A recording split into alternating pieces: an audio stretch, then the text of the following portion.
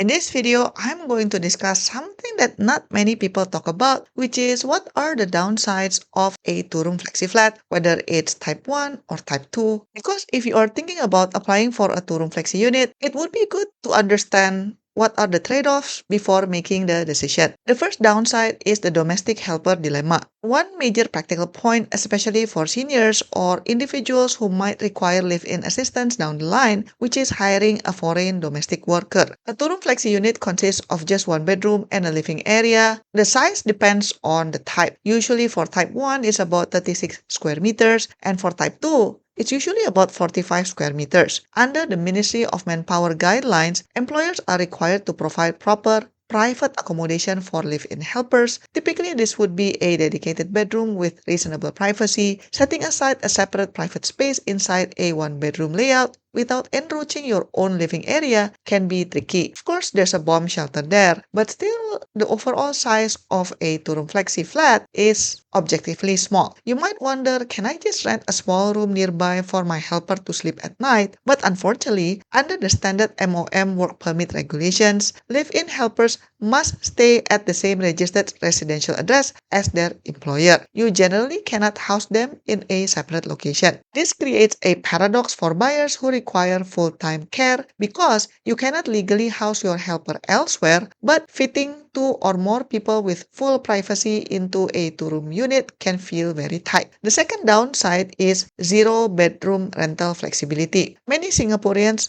view public housing as both a roof over their heads and a potential safety net. With three-room or larger flats, owners can rent out spare bedrooms to generate extra monthly cash flow even during MOP. However, under HDB rules, owners of one-room and two-room flats are not allowed to rent out individual bedrooms, of course. So if you face unexpected financial frictions or wish to rent out a room to cover living expenses, legally, you cannot do so. You are only allowed to rent out the entire flat as a whole after fulfilling the MOP, and this is subject to HDB approval. But then again, remember that this is only applicable for standard BTO flats. If you get two-room flexi flats in prime or plus projects, you are not allowed to rent out the whole flat even after MOP. So that is something that need to be recognized as part of the reality. And then the third downside is short lease units cannot be sold on the open market. For seniors age 55 and above, short lease two-room flexi flats, which range from 15 to 45 years, offer an affordable option to right size.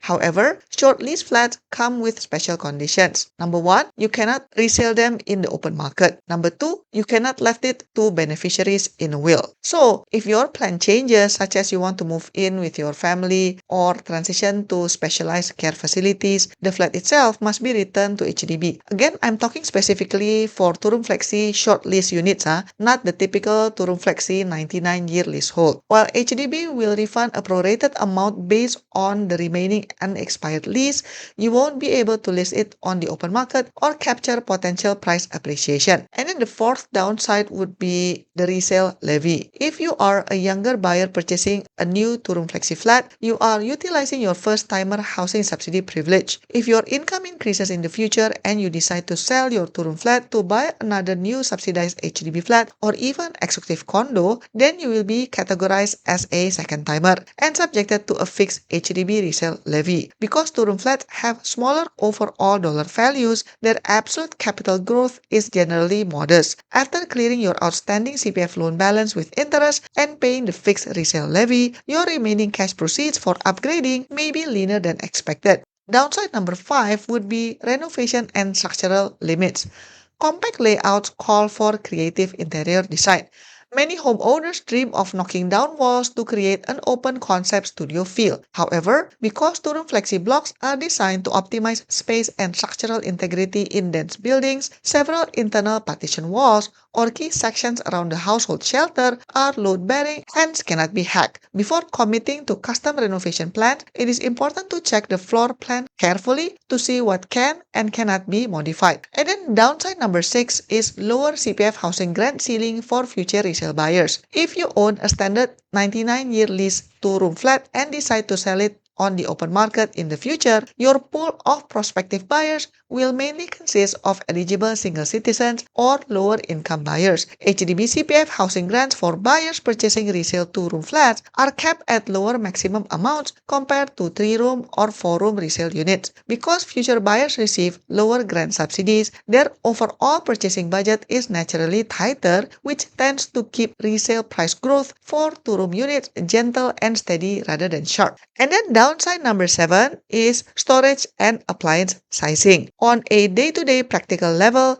living comfortably in such a small unit requires a few lifestyle adjustments. For example, for kitchen appliances, standard large double-door fridges or multi-unit washer and dryer setups may not fit comfortably into the standard kitchen layout without encroaching on walkway space. And then for storage needs, you might need to use floor-to-ceiling built-in storage or multi-function storage like storage beds in order to keep the unit tidy and uncluttered. But then usually such things will require more money either to custom build or to procure. And then if you want to host family and friends, it can be a bit tricky because having larger group gatherings or hosting family stayovers in a two-room flexi flat requires extra spatial planning and coordination, or maybe just need to do it outside the house itself. To be clear, none of these points mean a two-room flexi flat is a bad choice. In fact, for thousands of Singaporeans, it offers a secure, affordable home without heavy long-term debt. But the main key takeaway is that you need to understand what are the downsides before committing to apply for a two-room flexi unit. By understanding these spatial, regulatory, and financial aspect early, you can make an informed decision that aligns with your long-term housing goals and personal care needs. But what do you think? Is there any other downside of two-room flexi that I haven't mentioned? Please comment down below. Thank you so much for watching, and I'll see you in my next video. Bye-bye. To support my work, you can give a one-time tip